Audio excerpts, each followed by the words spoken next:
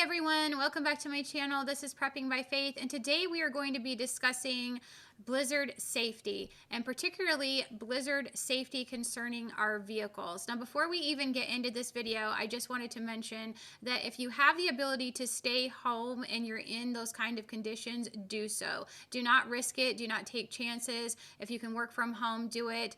Even if the schools haven't shut down, most of the time they're going to shut down in these circumstances. That's not something that you have to entertain. But if you just don't feel like it's safe, if you feel like a check in your spirit not to go out, then don't go out. Don't do anything careless that could put yourself in danger, your family in danger, or anybody else on the road in danger. So I just wanted to mention that before we get into this. Now, I'm going to be doing something a little bit different today. We're actually going to be taking a field trip out into my garage. We're going to be going through all of the different items that I have in my vehicle for blizzard safety, the things that I think that you should be prioritizing, that you need to be aware of, and hopefully it's going to give you guys a little bit of insight, maybe a few other ideas that you haven't considered in preparing for vehicle safety. I don't think this is a topic that we discuss enough in the prepping community. We like to place an emphasis on blizzard preparation as far as what we want to have in our homes, but we really don't discuss the items that we should have in our vehicles. So we're going to go ahead and go check that out. Come on, let's go.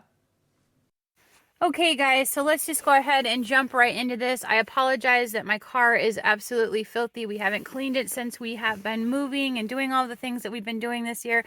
That wasn't on the top of my priority list, but getting this information to you today, guys, is far more important than whether or not my car is pristine. So the first thing I want to talk about is making sure that you have a USB-C cord in your car. Most cars have these adapters where you can keep your phone charged, but you want to have one of these. And this is really important because this is the next thing I'm going to show you guys here in the center.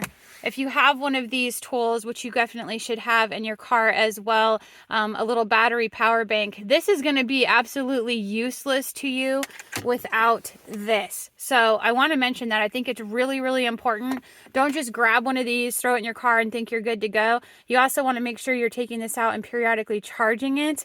But this is so you're going to be able to maintain some sort of battery life on your phone in an emergency situation. The other thing I have in here is a map of my new local state. I think it's important just to have that on us. Obviously, if you're in the middle of a snowstorm, a blizzard, and you're stranded on the side of the road, it's below freezing temps. You do not want to get out of your car and start trekking through there, trying to bundle up and just walk in the elements. You never want to do that. You always want to stay with your vehicle until somebody comes to help you out. But that is the surest way to make sure that you don't survive, is to just start trekking out in these kind of freezing temperatures. So this is just, to have in the vehicle in case of another emergency type situation. The other thing I have in here is a flashlight. Now, this other device that I showed you does have a flashlight built into it, but you wouldn't want to be using up its battery life for something like keeping your phone alive and wasting it on a flashlight when you can just go ahead and put yourself a flashlight in here. This is Gear Light.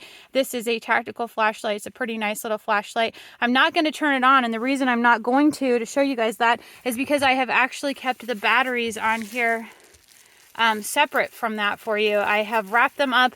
This is something that I like to do just so it's not using any of that battery life, draining those batteries whatsoever. So I've just put them in here with this flashlight and kept it out of the flashlight itself. I have, let's see, there's some water that I've got down in here. I'm just going to show you guys what's in here. Some bottles of water for my family in case we were to get stranded. There is a tool, an emergency tool. This is something you guys should have to break the windows in case you had to get out. Cut your seatbelt with it. I think most people probably have that sort of thing in their vehicles. So that takes care of this area. There is a hat in there for my husband that he had in there.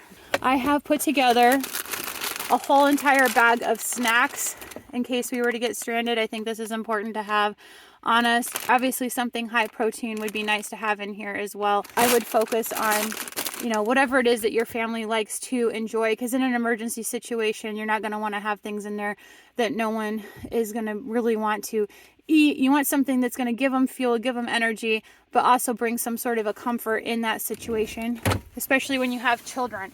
All right, going to the back of the vehicle, I also have these DOT standard triangles. I think these are really good to have. It's, you know, more solid. It has a heavier base. They're the larger approved triangles. So in case you were broken down, you have some way of letting people know that your vehicle is there, so you don't get plowed into in that situation, cause even more harm, more danger.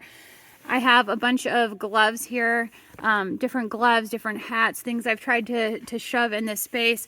I have a set for each family member. I also have the face masks. I think that's important, something to cover.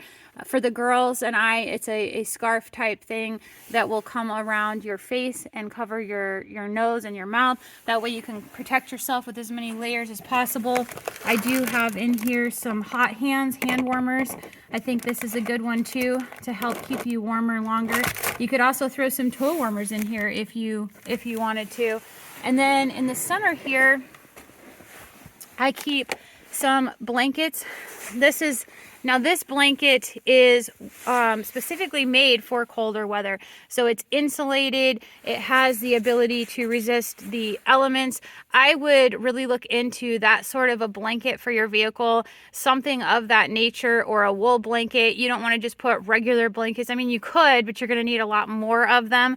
I find that this one is probably a lot better for something like that.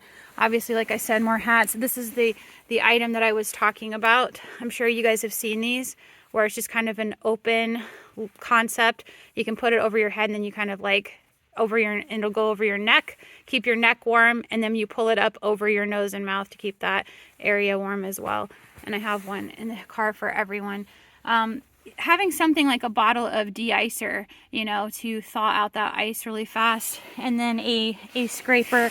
You're going to want a good quality scraper for your car, so I would have that as well. Then of course I have here some emergency supplies. All right, so we're going to open up this bad boy.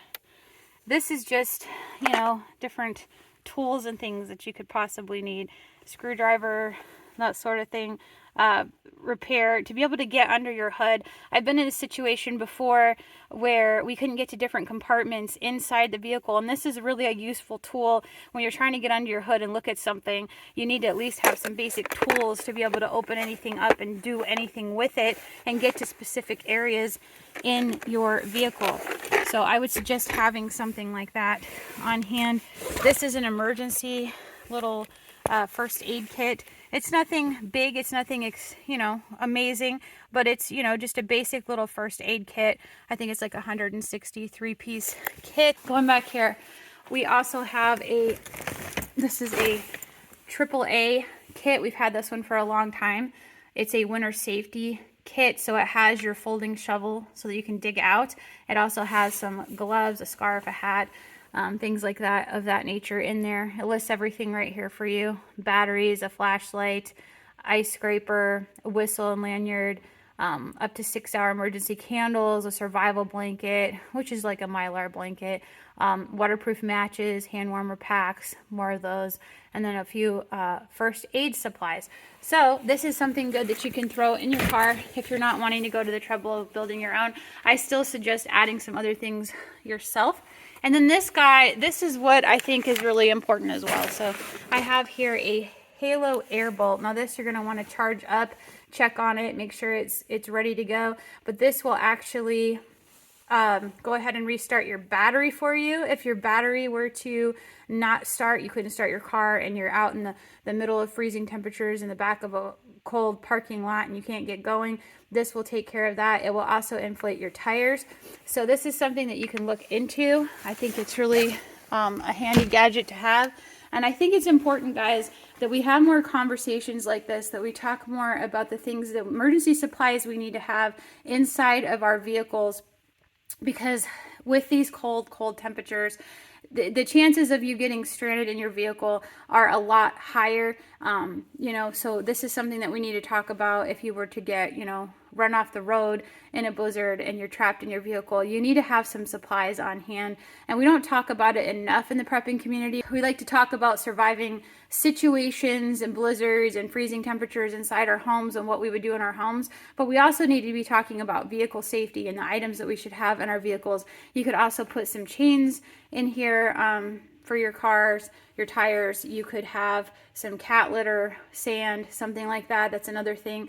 I don't keep a lot of stuff like that in my vehicle because I'm only going about 5 minutes up the road to take my kids to school back and forth, so that this vehicle is not driven big distances. But if you did have a situation like that, that's something else that you might want to consider. So these are just some suggestions for you guys. I really hope it's helped open your eyes. Maybe there's something that I've mentioned that you hadn't considered, that you hadn't thought through. And really, we need to be safe with all of these cold temperatures. These are temperatures that will give you frostbite within a few minutes if your fingers or any parts of your body are exposed to those elements. So we need to be thinking about vehicle safety, staying warm, surviving until somebody can get to you, can help you, can reach you in that situation. If you enjoyed this video today, please like, share, and subscribe. And remember to pray, prep, and put God first. God bless.